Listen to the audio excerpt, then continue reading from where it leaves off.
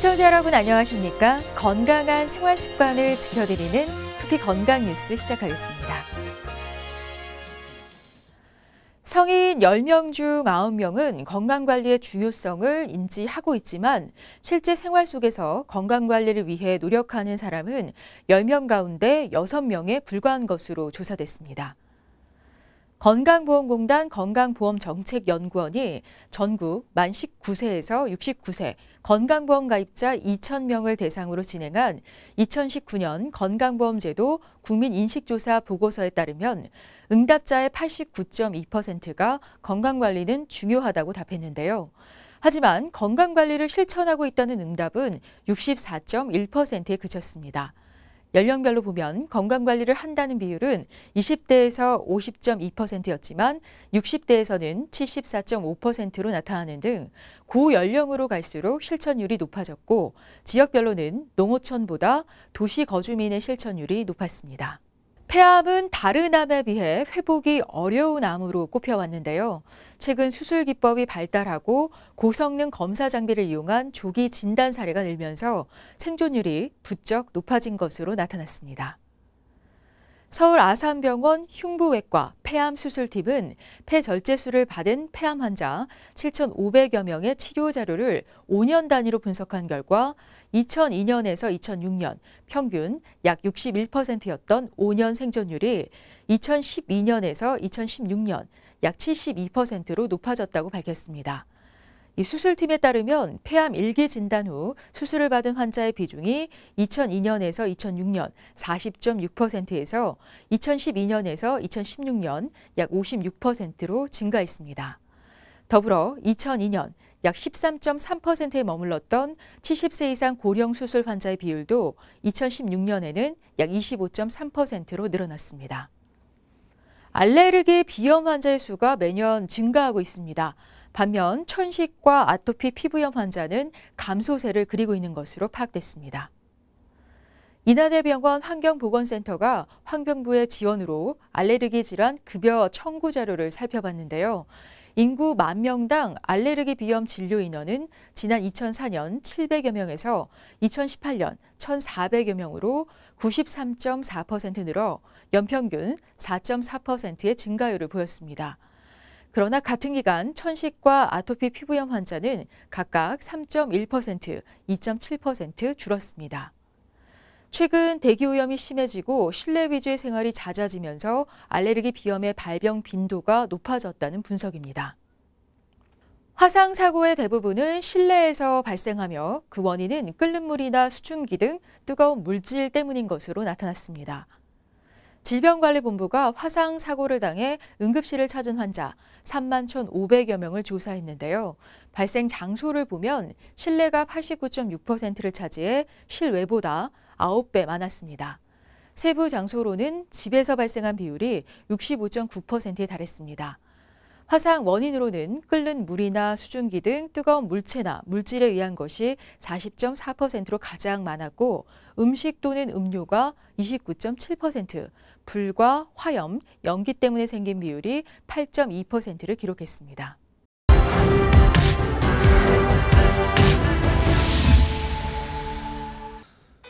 우리 몸을 지탱하는 이 뼛속 내부에는 골수라는 조직이 있습니다. 골수는 참 중요한 역할을 하는데요.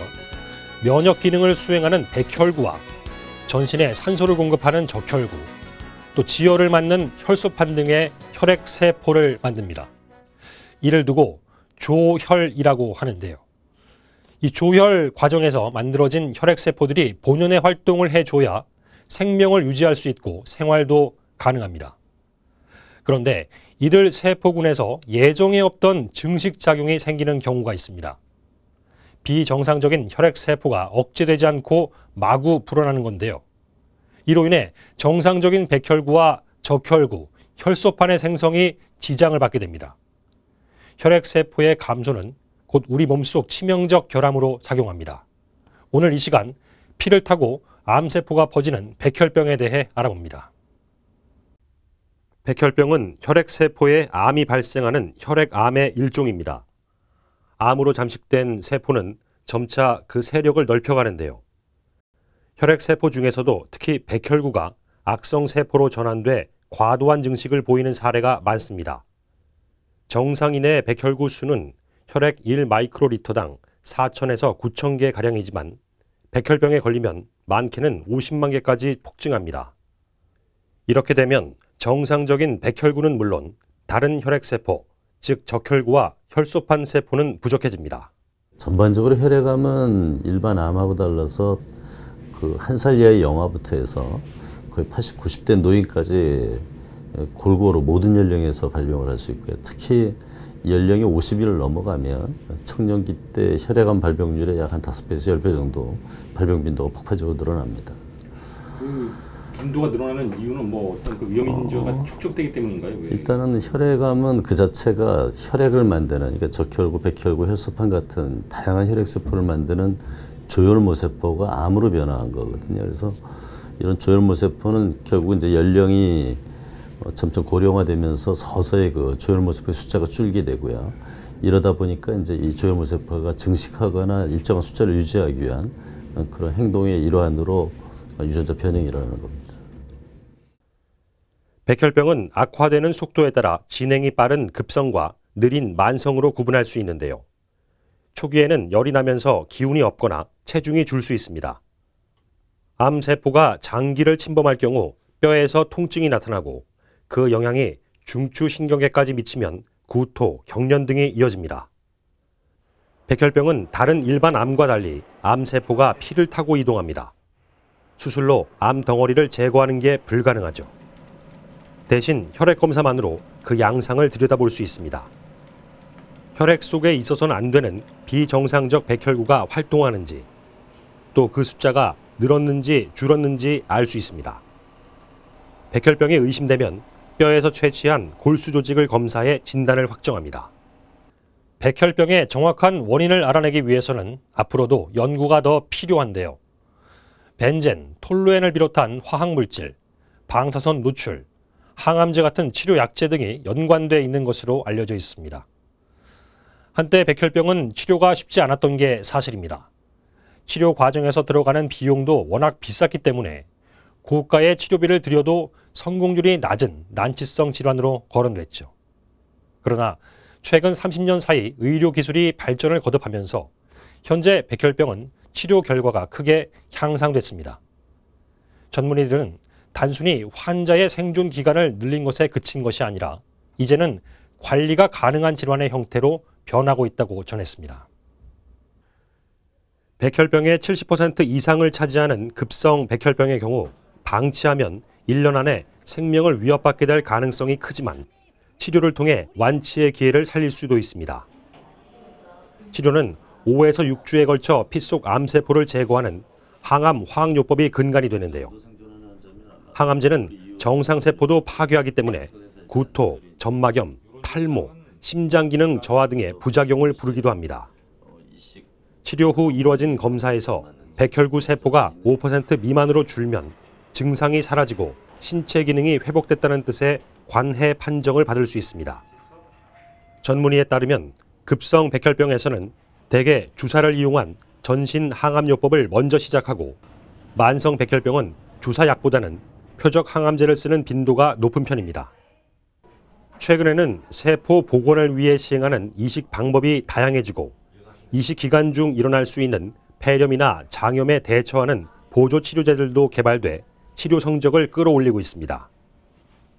처음엔 이제 골수에만 조혈모세포가 있다 생각해서 골수만 가지고 이식했지만 지금은 골수에 있는 피 만드는 세포를 혈액 속으로 가동화시켜서 전신마취 없이도 그걸 채취해서 이식할 수 있는 말초혈 조혈모세포 이식이 가능해졌고요. 또 하나는 출산 당시에 얻어지게 되는 그 제대혈과 태반에 있는 피를 얻어서 거기에 혈액을 만드는 조혈모세포가 많이 있기 때문에 그걸 이용해서 하는 이제 조혈모세포 이식, 또 자기 스스로 거를 활용하는 자가 이식, 그다음에 다른 형제 거를 이용하는 형제 이식, 동종 이식, 그다음에 완전히 다른 사람, 타인의 골수를 이용하는 이제 타인 이식, 이런 식으로 해서 다양한 이식 형태가 지금은 이제 굉장히 성공률이 높게 가능해졌죠. 백혈구는 약제 또는 감염 등에 의해 그 수치가 줄거나 늘어날 수 있습니다. 일시적인 수치 변화에 대해서는 걱정할 필요가 없는데요. 다만 백혈구의 증가폭이 지나치게 높거나 높은 수치가 지속되는 경우에는 백혈병을 의심해 볼 수 있습니다. 백혈병 치료에서는 관해 유도, 즉 호전된 상태를 유지하는 치료가 병행됩니다. 이 과정에서 면역력이 약해질 수 있기 때문에 환자의 체력 관리, 위생 관리가 중요합니다. 또 완전한 관해로 판정을 받았다고 할지라도 재발 위험을 감안해 꾸준히 면역 기능을 살리면서 정기 검진을 받을 필요가 있습니다. 원인을 잘 모르니 예방도 쉽지 않은 상황이지만 최근 보고에 따르면 본격적으로 이 백혈병이 일어나기 수년 전에 이미 백혈병 전 단계의 조짐이 있고 그 단계에서 나타날 수 있는 여러 가지 현상이 밝혀지기 시작했다고 합니다. 관련 연구가 계속된다면 보다 빠른 시기에 간단한 치료만으로 치명적인 병으로 진행되기 전에 미리 차단하는 획기적 예방이 가능할 것도 같습니다.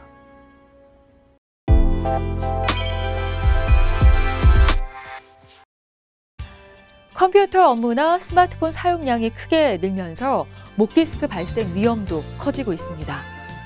건강보험 심사평가원에 따르면 목 디스크로 불리는 경추 간판 장애로 인한 환자 수는 지난 2014년 87만 5,003명에서 지난해 96만 2,912명으로 증가했는데요. 연도별로는 90만 명을 넘어선 2016년 이후 해마다 꾸준히 증가하고 있습니다. 지난해 기준으로는 여성의 비율이 59.5%로 남성 40.5%보다 많았는데요. 50대에서 가장 많이 발생했고 60대, 40대 순으로 나타났습니다. 신체 기관 중에서 무거운 머리를 받치고 있는 목은 잠자는 시간을 제외하고 하루 10시간 넘게 5에서 6kg에 달하는 하중을 지탱하는데요. 이 목 디스크는 목이 아픈 것뿐만 아니라 어깨, 팔, 손가락에 이르기까지 경추신경과 연결되는 부위는 어디든 통증이 생길 수 있어 주의해야 합니다.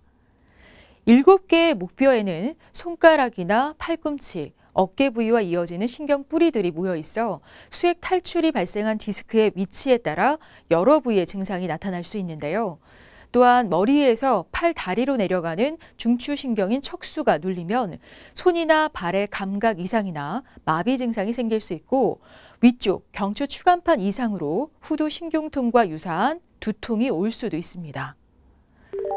목은 가동 범위가 넓은 데 반해서 근육이나 인대가 약해 다른 부위보다 부상의 위험이 큰데요. 때문에 외부 충격이 발생하면 디스크가 밀려나와 목 디스크가 발생하기도 합니다. 하지만 특별한 외상이 없어도 잘못된 생활 습관이 반복되면 경추의 형태가 변화해 목 디스크로 진행하기도 하는데요.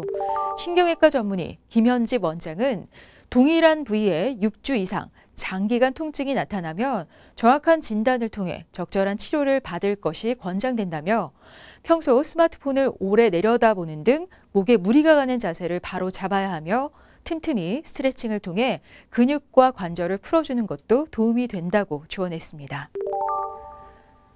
스마트폰을 자주 사용하거나 하루 중 대부분의 시간을 컴퓨터 앞에서 보내는 사람이라면 평소 목 건강을 지키기 위한 스트레칭을 틈틈이 해주는 게 좋은데요.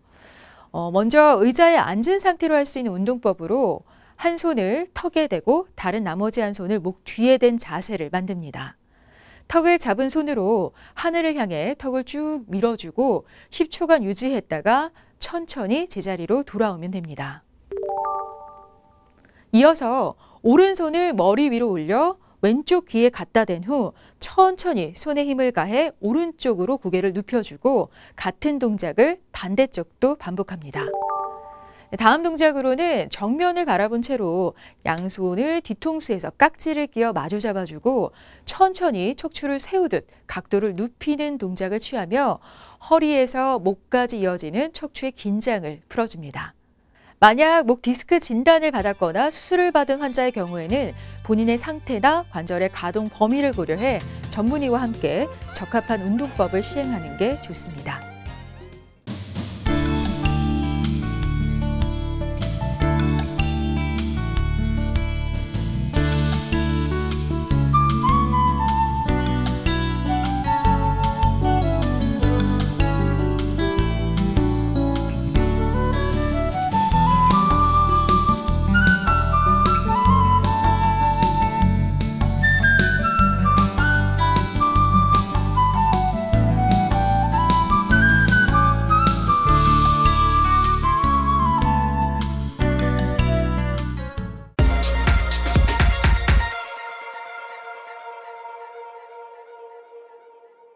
이 새해에도 어김없이 직장 내 스트레스는 이어지는데요.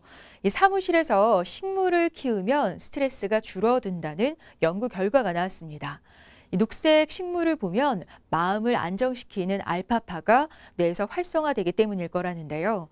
무미건조한 사무실에 싱그러운 화분 하나 놓고 몸과 마음의 건강 챙겨보시기 바랍니다.